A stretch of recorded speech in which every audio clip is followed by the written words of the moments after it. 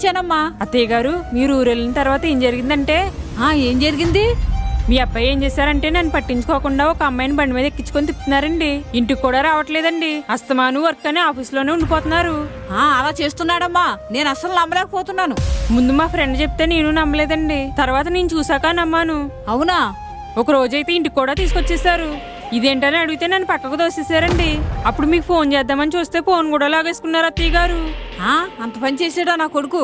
ఇంత మంచిదానికి అన్యాయం చేయడానికి వాడికి మనసు ఎలా ఒప్పిందమ్మా?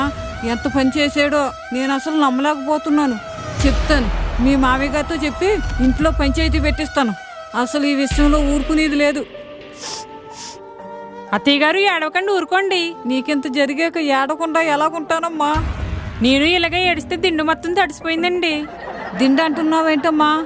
ఇప్పుడు మీకు చెప్పిందంతా కల్లోనండి. మెలకు వచ్చి చూసేటప్పటికి దిండు మొత్తం తడిసిపోయింది. కల